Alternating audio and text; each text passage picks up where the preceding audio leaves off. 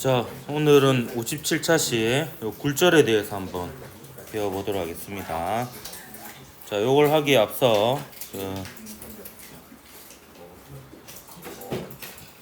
제가 대학교 때 했던 과제를 한번 보여주도록 하겠습니다. A뿔 받았어요. 물리 교재 및 교육 까먹었네. 하여튼 요 수업 도구를 개발하는 거였나? 하여튼 뭐 해가지고 뭐 이렇게 실험을 이렇게 해서 한 거였는데, 굴절에 대한 실험을 제가 생각해낸 건 아니고요. 어떤 다른 선생님이 생각해낸 걸 재현한 그런 게 되겠습니다. 이거 그때 3단원 소개할 때도 얘기했었는데, 이게 물에 빠진 사람을 구하러 갈 때 우리가 택해야 될 경로는 가장 짧은 경로가 아니라 시간이 가장 적게 걸리는 경로를 택해야 되죠. 그래서 수영하는 것보다는 아무래도 달리기 하는 게 훨씬 빠르니까 여러분이 이제 답을 알고 있죠. 1번, 2번, 3번 중에 1번 경로를 택하는 것이 시간이 가장 절약이 되는 경로가 됩니다. 그래서 이거를 이용해서 굴절 실험을 할 건데, 맴돌이 전류라는 것을 이용을 할 거예요. 요 맴돌이 전류는 뭐냐면 요 자석을 그냥 자유 낙하시켰을 때 하고요. 그 다음에 구리 도선을 통해서 낙하시켰을 때 그 낙하 속도가 다릅니다. 왜냐하면 구리 도선을 통해서 낙하시키면 구리 도선에 이제 맴돌이 형태, 소용돌이 형태의 유도 전류가 생기면서 요 자석의 움직임을 방해하는 방향으로 자기력이 발생하게 돼요. 그래서 그걸 이용해서 만든 이 굴절차라는 것이 있습니다. 그래서 이게 장난감 자동차 위에 나무 막대를 이렇게 붙이고요. 여기에 네오디듐 자석을 붙인 다음에 바닥과 다일랑 말랑할 정도로 이렇게 조절을 하면 얘가 움직일 때마다 요 근처에 유도 전류, 소용돌이 형태의 유도 전류인 맴돌이 전류가 생기면서 이게 브레이크 역할을 하게 됩니다. 그래서 바닥이 전류가 잘 통하는 물질이면은 맴돌이 전류가 흘러서 브레이크가 걸려서 속력이 느려지고, 바닥이 전류가 잘 통하지 않는 물질이면은 전류가 흐를 수가 없잖아요. 그러니까 맴돌이 전류가 흐르지 않으니까 상대적으로 빠르고, 이렇게 이제 매질에 따라서 파동의 전파 속력이 다른 것을 재현할 수 있는 이런 방법입니다. 그래서 제가 그때 한 6, 7개의 문방구를 뒤져서 찾은 적당한 크기의 장난감 자동차이고요. 그때 가격표가 붙지 않았는데 그 주인 아주머니가 제 눈치를 보더니 5,000원을 부르시더라고요. 그때 당시 그 밥값이 3,500원이었는데, 그래서 이 별로 허접해 보이잖아. 근데 제가 이미 한 대여섯 군데 도른 상태여가지고, 이미 도른 상태였죠. 그래가지고 이제 그냥 수락을 했습니다. 해가지고 거금 5,000원을 주고 산 다음에, 요게 이제 네오디듐 자석이에요. 네오디듐 자석이고 나무 막대고요. 그래서 굴절차를 만들어냈습니다. 그러면 이거 요게 그 출처입니다. 저랑 아무런 관계가 없는 잘 모르는 선생님이시고요. 요분이 이제 요 아이디어를 내셔가지고 이렇게 뭐 예전에 무슨 전국 교육 자료전 이런 게 출품을 한 것을 제가 보고 재현을 했던 실험입니다. 그래서 보면 여기 구리판이 있고 그냥 전류가 잘 통하지 않는 하드보드지가 있다라고 하면, 요 경계면에서 이제 굴절차가 이렇게 지나가게 되면 요 부분은 브레이크가 걸리죠. 근데 요 부분은 브레이크가 안 걸립니다. 상대적으로 여기는 속도가 빠르고 얘는 속도가 느리니까 요렇게 휘어지겠죠. 요렇게 하다가 요렇게 휘어집니다. 그래서 이제 매질에 따라서 속력이 다르면 파동이 꺾이는 현상을 비유적으로 재현한 이런 실험이 되겠습니다. 그래서 실제로 실험한 모습을 동영상 찍은 거 보여줄게요. 제가 젊었을 때 20대 초반에 제 손이 나옵니다. 자, 요거는 이제 그 굴절차의 전원을 켜지 않는 상태에서 그 경사면을 만들었어요. 여기가 높이가 높은 쪽이고요. 여기가 높이가 낮은 쪽입니다. 그래서 한번 굴려봤습니다. 굴려봤더니 요 구리판이 속력이 이 정도였고요. 요건 종입니다. 이건 속력이 훨씬 빠르죠. 예, 요게 이제 여기는 맴돌이 전류가 흐르고요. 유도 전류가 흐르고 얘는 유도 전류가 흐르지 않고 그렇기 때문에 이제 이런 현상이 일어납니다. 이 보면 제 손가락 맞죠? 예. 얼굴은 부끄러워서 안 나옵니다. 예. 자, 이번에는 얘를 이제 비스듬하게 이렇게 해요. 그러면 얘가 이렇게 가면 요 부분은 브레이크가 걸리잖아요. 근데 요 부분은 브레이크가 안 걸리죠. 그래서 요렇게 꺾이는 걸 볼 수 있습니다. 한번 꺾이는지 볼게요. 착한 사람 눈에는 보입니다. 예. 미세하게 꺾이거든요. 예.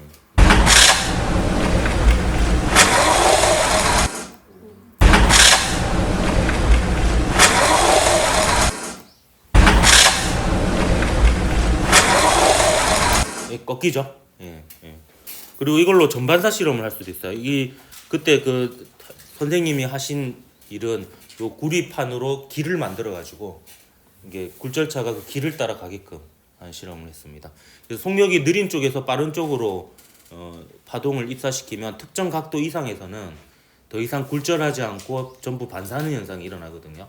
그래서 그걸 재현한 실험입니다. 예, 이렇게 해서 요걸로 길을 만들면 이렇게 계속 전반사하면서 갈 수 있는 이런 걸 이제 만들 수가 있어요. 그래서 이제 요 전반사는 다음 시간에 할 건데 한번 보여주는 김에 미리 보여줬습니다. 이처럼 이제 매질에 따라서 파동의 속력이 달라지면 꺾이는 현상을 굴절이라고 합니다. 근데 요 실험은 이제 여러분 좀 주의해야 될 것은 얘는 실질적으로는 힘을 받아서 휘어졌잖아요. 근데 파동은 그런 건 아니에요. 파동은 힘을 받아서 휘어지고 그런 건 아니고 왜 그런지는 저도 이유를 모르겠습니다. 그냥 자연이 그래요. 예, 모든 파동을 관찰해 본 결과 아직까지는 예외가 없었습니다. 어떤 두 지점을 연결한 여러 경로 중에서 가장 시간이 짧은 경로를 택해서 움직인다라는 규칙성이 발견되었습니다. 그걸 이제 굴절의 법칙이라고 하는데요. 자, 그럼 파동의 굴절을 할 때 이걸 이제 수직적으로 설명하기 위해서 몇 가지 용어를 좀 설명하도록 할게요. 자, 요게 매질의 경계면입니다. 그러니까 여기랑 물질이 다른 물질이에요. 그리고 여기서의 파동의 전파 속력을 V1, 여기서의 파동의 전파 속력을 V2라고 하겠습니다. 그럼 여기서 파동이 만들어졌어요. 여기가 파원이 되는 거죠. 그럼 파원에서 한번 파동이 만들어지면 매질이 달라지더라도 변하지 않는 게 있죠. 뭐가 안 변하죠? 진동수 혹은 주기가 변하지 않습니다. 그래서 V1이 람다1F라면 V2는 람다2F라고 볼 수 있습니다. 그래서 일단 F는 똑같아요. 매질이 달라져도 진동수는 바뀌지 않습니다. 근데 요렇게 꺾였다라고 한번 봅시다. 그럼 이때 지금 이거 점선으로 표시한 요 점선 있죠? 요 점선을 뭐라 하냐면 법선이라고 합니다. 법선. 잠깐 내 대본을 안 보고 하고 있었네. 대본에 농담이 적혀있어. 대본을 봐야 돼. 농담을 빠뜨릴 수도 있으니까. 지금도 로또를 열심히 타고 있거든요. 그래서 이제 되면은 다음 중 수업 시간에 한 농담이 아닌 것은, 그래서 이제 정답의 개수를 안 알려주고 최고난이도 문제로 정답이 한 개일 수도 있고 두 개일 수도 있고 세 개일 수도 있고 다일 수도 있는 거예요.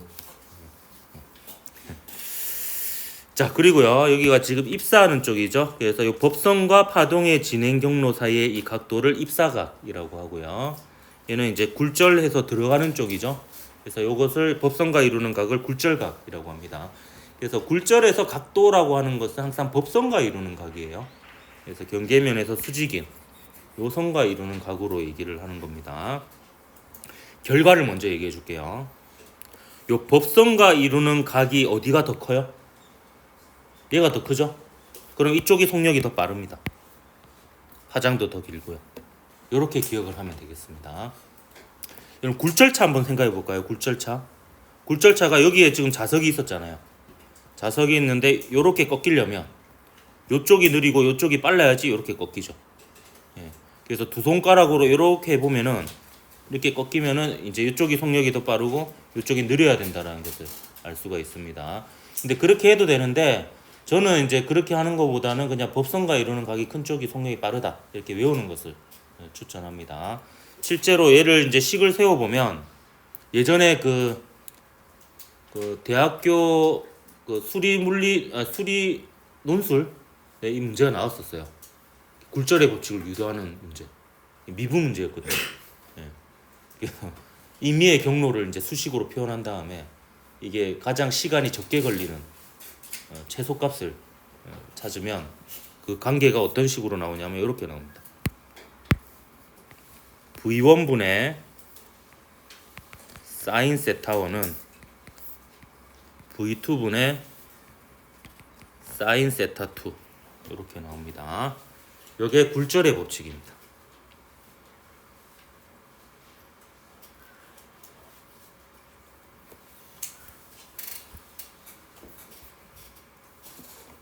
지금 한번 보세요. 자, 법선과 이루는 각은 0도에서 90도 사이가 가능해요. 그럼 0도에서 90도 사이의 사인 값은 각도가 클수록 사인 값도 커지죠. 그렇기 때문에 자 보세요. 이 식에서 요 세타1, 세타2 중에서 세타1이 더 컸잖아요. 그럼 사인 세타1, 사인 세타2 중에서 누가 더 커요? 사인 세타1이 더 크죠. 그럼 큰 수를 큰 수로 나누고 작은 수를 작은 수로 나눠야지 등식이 성립하죠. 예, 그렇기 때문에 분자가 왼쪽이 더 크면 분모도 왼쪽이 더 커야 됩니다. 예, 그래서 법선과 이루는 각이 큰 쪽이 속력이 빠르다. 이렇게 기억을 하면 되겠고요. 속력의 차이가 크면 클수록 그 각도의 차이도 더 커지고 더 많이 꺾인다. 이렇게 보면 되겠습니다. 요걸로 낱말은 새가 듣고 반말은 쥐가 듣는다라는 것을 설명할 수 있어요. 예전에 이거를 이제 그 서술형 문제로 많이 냈었습니다. 이번에도 낼 수도 있고요. 모르는 거지. 그래서 낮에는 땅이 뜨겁죠. 밤에는 땅이 더 빨리 식어서 땅 쪽이 더 차갑습니다. 근데 온도가 높을수록 소리의 속력은 더 빠르다라고 했죠. 그래서 가상의 그 매질의 경계를 놓으면 낮에는 이쪽이 뜨겁고 이쪽이 차가워요. 그럼 뜨거운 쪽이 속력이 더 빠르죠. 그래서 뜨거운 쪽이 법선과 이루는 각이 더 큽니다. 그러면 이렇게 굴절을 해요. 그래서 소리가 이제 하늘로 치솟는 방향으로 굴절이 되니까 낮에는 새가 더 소리를 잘 듣는다. 이렇게 볼 수가 있는 거고요. 밤에는 거꾸로입니다. 땅 쪽이 차갑죠. 그러니까 상대적으로 위쪽이 온도가 높으니까 아래쪽이 속력이 느리고 각도가 작고 위쪽이 속력이 빠르고 각도가 큽니다. 그래서 이렇게 소리가 깔아지게 됩니다.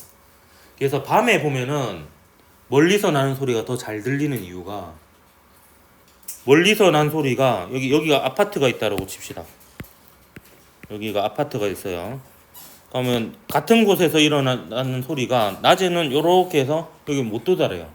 근데 밤에는 요렇게 해서 도달하죠. 그러니까 밤에서 더 소음에 취약한 거예요. 멀리서 나는 소리까지 막 잘 들리는 거죠. 소리가 깔아지니까.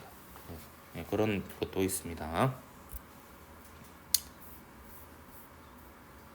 자, 그 다음에 교과서 한번 볼게요. 파동의 굴절에서. 자, 해변가에 보면요. 이거 한 번도 신기하게 생각해 본 적 없죠. 파도가 보면 항상 해안가에 수직으로 오잖아요. 비스듬하게 오는 파도 본 적 있어요? 생각해보면 좀 신기하죠. 비스듬하게 오는 파도는 없잖아요. 다 곧바로 오잖아요. 파도가. 그게 이제 요 파동의 굴절 때문에 나타나는 현상입니다. 자, 수면파의 속력은 제가 기억납니까? 바닷가의 마찰 때문에 속력이 느려지는 거거든요. 그럼 해안가에 가까울수록 얕아지잖아요. 그럼 속력이 느려집니다. 그러면 비스듬하게 출발한 수면파도 비스듬하게 온 수면파도 요 해안가가 가까워지면은 속력이 느려져요. 그러니까 법선과 이루는 각이 어떻게 돼요? 작아지죠. 그래서 항상 보면 결국에 해안선하고 나란한 방향으로 굴절을 해서 꺾여 들어오게 됩니다. 그래서 이제 수직으로 들어오는 거죠. 자, 요 그림도 여러분 좀 잘 보십시오. 요게 이제 제가 임용고시를 제소한 이유가 된 문제였는데요.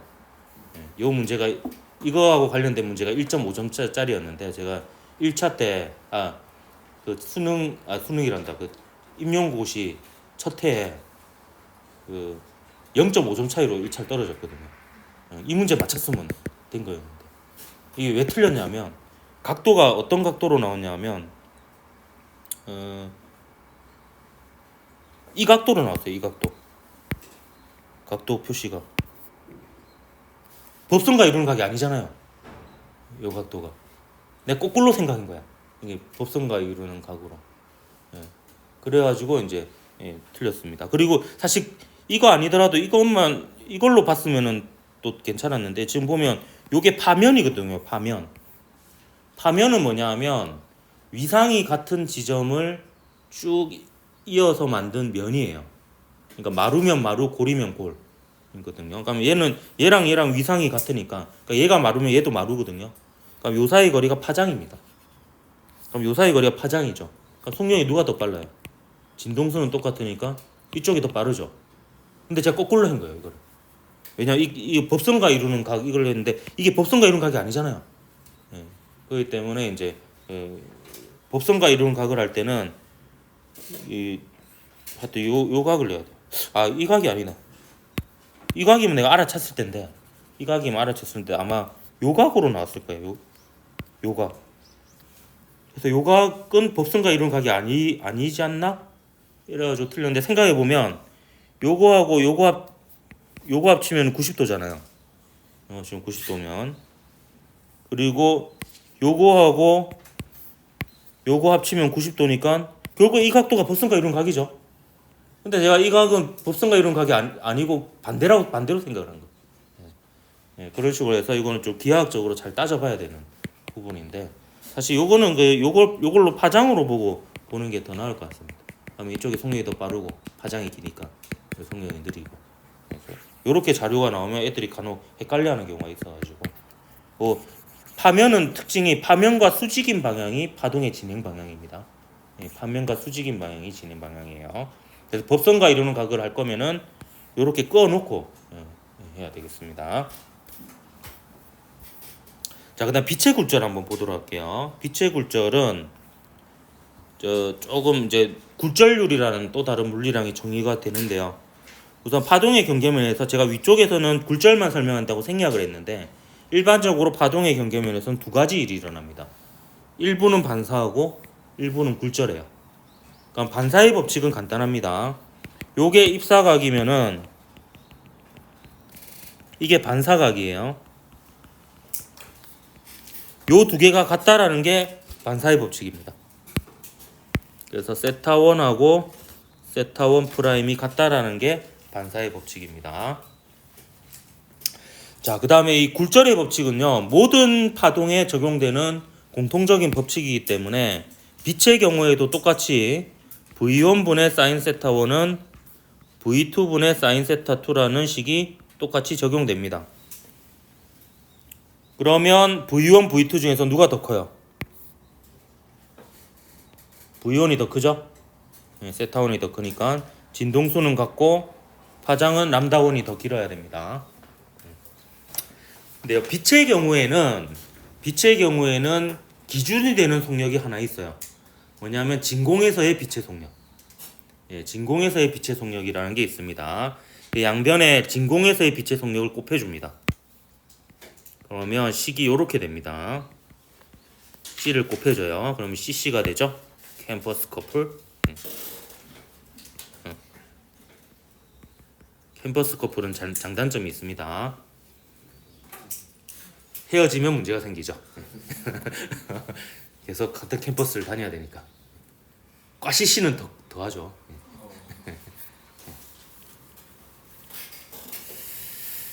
자, 그러면 얘는 보세요. 속력으로 나눴으니까 얘는 단위가 없습니다. 단위가 없어서 단위가 없는 물리량은 굉장히 유용하게 쓰일 수가 있거든요. 그래서 이거를 새로운 물리량으로 정의합니다. 그래서 요 녀석을 N1이라고 하고요. 매질 1에서의 굴절률이라고 합니다. 요거를 N2 매질 2에서의 굴절률이라고 합니다. 그리고 이거는 정확한 명칭은 절대 굴절률이고요. 근데 보통 절대라는 말을 생략하고 그냥 굴절률이라고 하면 일반적으로 절대 굴절률을 얘기합니다. 그리고 진공에서 빛의 속력이 제일 빠르죠. 그럴 때 굴절률은 항상 1보다 큽니다. 1하고 같은 경우는 진공밖에 없고요. 공기는 거의 1에 가까워요. 공기는 1.0003입니다. 거의 뭐 진공에서하고 거의 동일하죠. 근데 굴절률은 보면 속력과 역수관계 있죠. 역수관계 있으니까 지금 V1하고 V2를 비교했을 때 V1이 더 커요. 그럼 굴절률은 누가 더 크겠어? N2가 더 큽니다. 이렇게 이제 기억을 하십시오. 배고프대요. 몇 개씩? 갑자기 배고프네. 얘는 뭐지? 나중에 설명하고. 자, 근데 얘를요, 잠깐 조금 변형시켜 볼게요. 변형시키기 전에. 그래서 얘를 빛의 경우에는 이렇게 쓸 수도 있습니다. N1 sin 세타 1은 N2 sin 세타 2. 이렇게 쓸 수가 있겠습니다.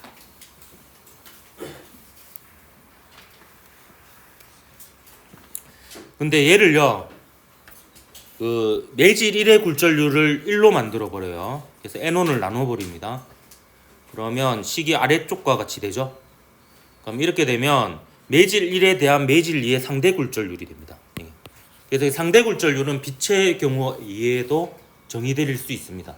그러니까 입사한 쪽의 굴절률을 그냥 1로 뒀을 때 굴절에서 들어가는 쪽의 굴절률을 상대 굴절률이라고 해요. 그럼 절대 굴절률은 이렇게 정의내릴 수 있습니다. 진공에 대한 상대 굴절률이라고 볼 수도 있어요. 그래서 진공에서 그 물질로 갔을 때 굴절되는 비율이라고 보면 돼요. 그래서 굴절률이 크면 클수록 진공하고의 속력 차이가 크잖아요. 그러니까 굴절이 더 많이 됩니다. 진공에서 그 물질로 들어갔을 때. 그래서 굴절되는 비율, 그래서 굴절률이라고 얘기하는 겁니다. 그래서 굴절률이 클수록 진공하고의 속력 차이가 크다. 그 말은 속력이 더 느리다가 되는 거죠. 진공이 속력이 가장 빠르니까. 진공하고 속력 차이가 크다는 것은 그만큼 더 느리다라고 이렇게 볼 수가 있습니다. 상대 굴절률은 학력평가에 나온 적도 없고 나올 리도 없을 거예요. 왜냐하면 사실 원래 교육과정 목적상으로는 수식을 가르치면 안 돼요. 안 되는데 근데 문제를 풀다 보면 수식을 알아야지 풀리는 경우들이 있거든요. 그래서 어쩔 수 없이 이제 가르쳐 줍니다. 그래서 식을 알아두는 것을 추천합니다. 이 두 가지나. 그리고 굴절률은 빛의 경우에만 그냥 정의 내려진다. 이렇게 봐도 크게 틀리지 않습니다. 그래서 이 법칙을 따로 스넬의 법칙이라고 얘기하기도 해요. 스넬의 법칙. 빛의 경우에 대해서 굴절률로 굴절의 법칙을 쓴 것을 스넬의 법칙이라고 따로 얘기하기도 합니다. 그래서 이건 빛의 경우에 정의 내려지는 거고 얘는 빛, 소리, 물결파 전부 다 포함되는 일반적인 굴절의 법칙이다. 이렇게 볼 수 있습니다. 자, 이걸로 이제 여러분 실제 실험을 할 건데요. 이런 걸로 가지고 실험을 할 겁니다. 근데 이 실험의 약간 특징을 몇 가지 좀 설명을 해줄게요. 이게 왜냐하면 이걸 소재로 문제가 많이 나오거든요. 이걸 이제 반원형 물통이라고 해요. 이 반원형 물통을 쓰는 이유가 있습니다. 뭐냐면 이렇게 레이저를 입사시키기도 하지만 거꾸로 레이저를 입사시키기도 하거든요. 그렇게 하면 이게 반원형으로 만들고 원의 중심을 향해서 빛을 쏘면요. 여기는 한번 보세요. 여기에 매질의 경계면이 요거거든요. 그럼 법선이 이거예요. 그럼 법선하고 나란하게 빛을 쏘는 거잖아요. 그럼 매질이 달라져도요. V1분의 사인 용도는 V2분의 사인 용도가 됩니다. 그러니까 굴절하지 않아요. 그러니까 법선하고 나란하게 쏘면 빛이 굴절할 수가 없습니다. 그래서 여기서의 굴절은 배제하겠다는 거예요. 오로지 여기에서의 굴절만 되게끔 세팅을 하기 위해서 반원형 물통을 쓰는 거예요. 그래서 우리도 실제로 반원형 물통을 써서 실험을 할 거예요. 그래서 물의 굴절률을 측정해 볼 겁니다. 입사각하고 굴절각을 측정해서 V1분의 사인 세타 1은 V2분의 사인 세타 2, N1 사인 세타 1은 N2 사인 세타 2. 그래서 이제 N1에는 1.0003을 집어넣고 세타 1, 세타 2 집어넣은 다음에 N2를 구해볼 거예요. 그래서 물의 굴절률을 해볼 겁니다. 그러니까 N1 여기 이게 세타 1, 세타 2, 이쪽이 N1, N2. 그러면 N1은 이제 공기의 굴절률 알고 있으니까 1.0003 집어넣고 여기 N2, 세타1과 세타2 재서 N2를 측정하는 실험을 나중에 해볼 겁니다. 그래서 반원형 물통을 쓰는 이유는 이거고요. 그 다음에 문제 중에서 이렇게 나오는 경우가 있어요. 요 선하고 요 선이 이렇게 길이가 나와요. 선하고. 자, 보세요. 그러면 요 반지름이죠. 요 반지름이죠. 그러면 요거를 x1이라고 하고 이걸 x2라고 하면 요게 길수록 속력이 빠른 쪽이라고 볼 수 있습니다. 왜냐하면 이게 길수록 각도가 큰 쪽이고요. 결국에 사인 세타 i가 r분의 x1이에요. 그리고 사인 세타 r이 r분의 x2입니다. 그러니까 요 값이 사인 값에 비례하는 값이 되기도 하는 거죠. 그래서 요걸로 자료가 나오기도 합니다. 그래서 이것도 좀 기억을 해두고요. 답이 나와 있네요. 물의 굴절률은 1.33인데요. 실제로 1.33이 나오는지 한번 해볼 겁니다. 공기는 1.0003. 이고요. 자, 넘어가서 그럼 파동의 굴절 현상은 어디에 쓰이느냐? 렌즈에 일단 쓰입니다. 렌즈 보면 공기는 거의 진공이라고 봐도 됩니다. 자, 그러면 여기 매질의 경계면이에요. 그럼 여기에 이제 법선입니다. 법선이니까 요 각도를 한번 비교해 보세요. 결국에 렌즈 쪽이 속력이 느려지니까 이렇게 꺾여야 되겠죠. 그리고 여기도 매질의 경계면 그리고 수직인 법선 이렇게 그어보면 요 각도보다 요 각도가 더 커야 되죠. 요 각도가. 그래서 이렇게 꺾이게 됩니다. 볼록 렌즈는. 자, 오목 렌즈는 반대로 이렇게 꺾이죠. 그 이유가 이게 매질의 경계면이에요. 그리고 이게 법선입니다. 그러면 각도가 줄어들어야 되죠. 그래서 이렇게 되고, 그다음 여기 매질의 경계면이에요. 법선입니다.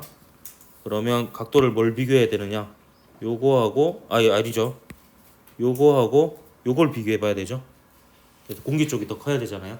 그래서 이제 이렇게 꺾이게 됩니다. 자, 요거 모의고사 나왔을 때 애들 많이 틀리는 것 중에 하나인데요. 실제 물 속에 들어가 보면 발 높이가 목욕탕에서 한번 해봤죠. 이게 보면 발이 생각보다 가까이 있는 것처럼 보이죠. 근데 실제로는 더 깊게 있잖아요. 그 이유는 빛이 굴절을 하더라고 우리 뇌에서는 굴절한다는 걸 인식 못해요. 빛은 항상 직진한다고 인식을 해요. 그래서 여기서 반사된 빛이 우리 눈에 들어와서 우리가 발을 보게 되는 건데, 실제로는 이제 보세요. 법선과 이루는 각이 공기 쪽이 진공에 가까우니까 더 빠르잖아요. 각이 더 크죠. 그럼 얘가 이렇게 꺾이게 됩니다. 근데 우리는 연장성상 여기에 발이 있는 것처럼 보게 되는 거죠. 그래서 떠 보이게 되는 겁니다. 이것도 굴절과 관련된 현상입니다. 그 다음에 신기루 개그맨 말고요. 이것도 이제 낱말은 새가 듣는 거라고 똑같이 보면 됩니다. 이렇게 빛이 이렇게 이어지죠. 하늘 쪽으로. 이것도 마찬가지입니다. 확대해 보면 아래 위로 경계면을 만들 수 있죠. 법선을 이렇게 그어 봅니다. 법선을 그어 보면 요 각도하고 요 각도 비교해 봤을 때 아래쪽이 뜨거우니까 속력이 더 커야 되니까 이쪽이 각도가 더 커야 됩니다. 그래서 이렇게 뜨니까 우리가 마치 하늘에서 이렇게 오면 하늘빛이 바닥에 일렁거리게 보이는 거예요. 그러니까 마치 여기에 물이 있는 것처럼 이렇게 보이는 게 오아시스 신기루가 되겠습니다. 그다음 요거는 이제 그 우리 울산에 사니까 이제 동구에 가면은 이런 일이 간혹 보이기도 하는데요. 요 바닷물이 차잖아요. 차니까 반말은 쥐가 듣죠.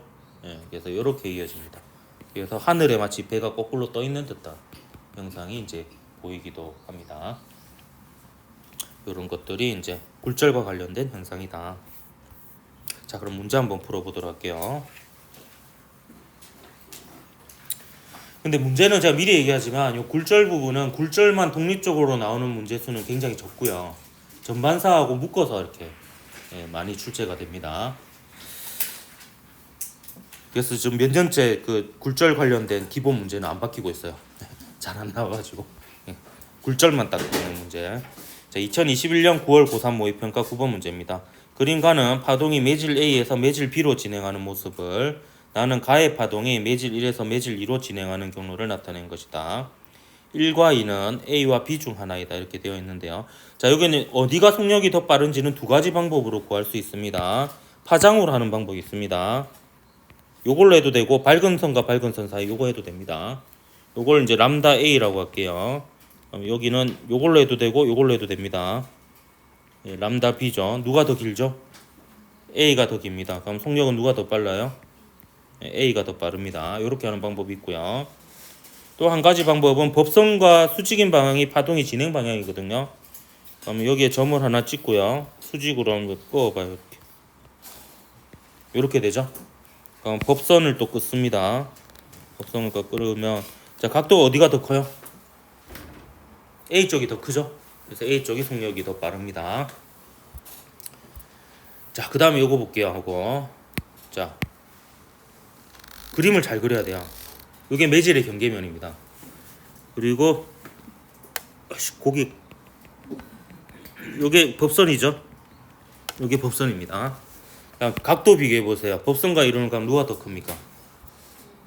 매질 2가 더 크죠. 그렇기 때문에 여기 V1, V2라고 하면 어디가 더 커요? V2가 더 큽니다. 그러면 속력이 빠른지가 얘가 A고 얘가 B가 되겠죠. 1, 2 중에 하나가 A고 하나가 B면은 그래서 가에서 파동의 속력은 B에서가 A에서보다 작죠. 뭐 2는 B이다. 2는 A죠.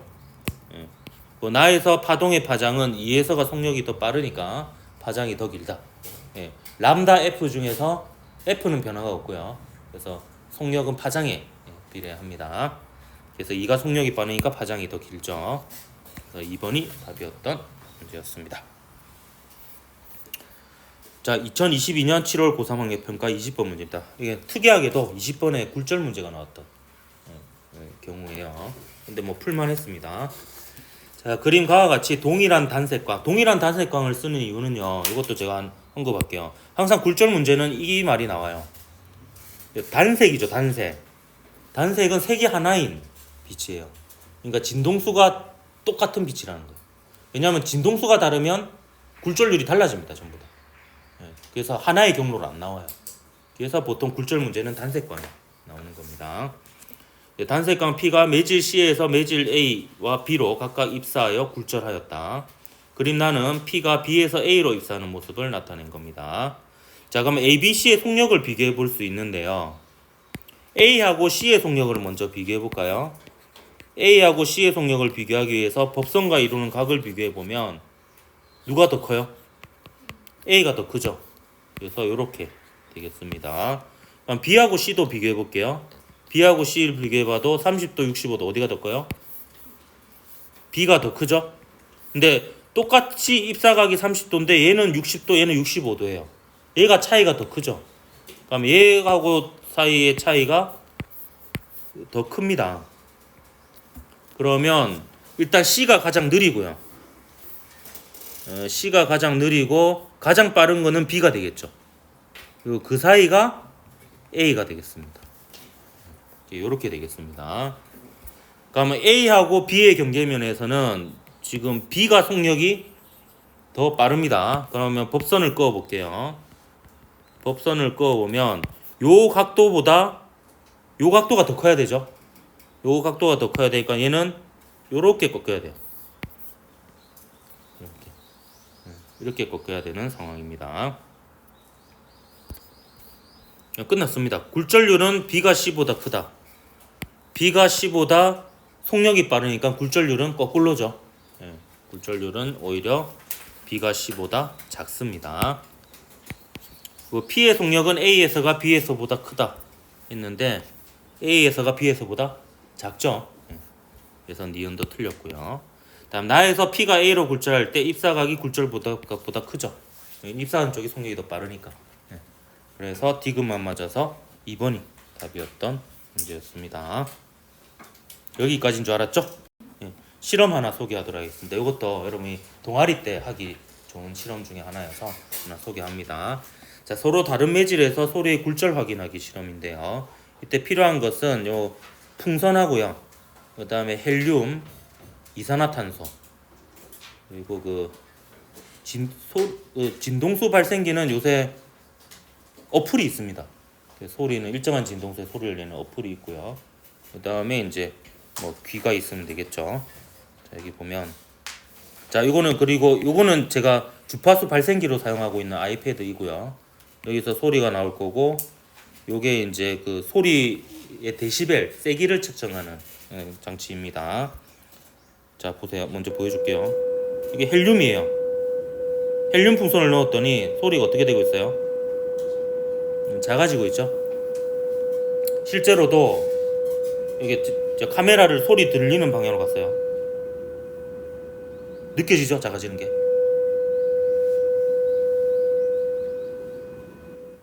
이거는 거의 귀로도 감별될 만큼 느껴집니다.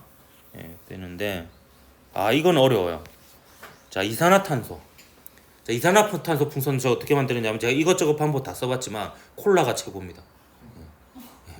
콜라의 뚜껑을 따기 전에 이렇게 씌운 다음에 이게 되게 어려워요. 뚜껑을 이 상태에서 땁니다. 근데 따기 전에 엄청나게 흔들어요. 흔드는 다음에 탁 따면 푹 하면서 이게 이산화탄소가 나와요. 그러면 이산화탄소 풍선을 만들 수 있습니다. 근데 요거는 이게 그 기로 잘 안 돼요. 이거 되게 조용한 장소에서 해야 돼. 조용한 장소에서 해보면은 소리가 커지는 걸 볼 수 있습니다. 여기 한번 보세요. 34dB이잖아요. 넣으면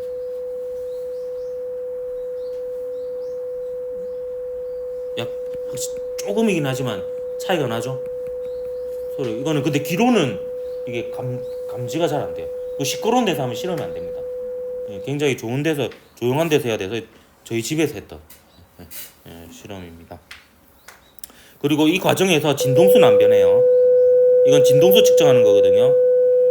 500Hz인데 이게 좀 측정 장치에 따라서 이게 조금 다른데 어쨌든 얘를 집어넣어도 진동수는 변화가 없다라는 것을 보여줍니다. 매질이 달라져도 진동수는 안 변하니까요.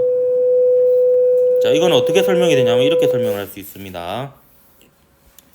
자, 이산화탄소 풍선부터 먼저 설명할게요. 자, 이산화탄소는 우리 공기는 질소라고 보면 돼요.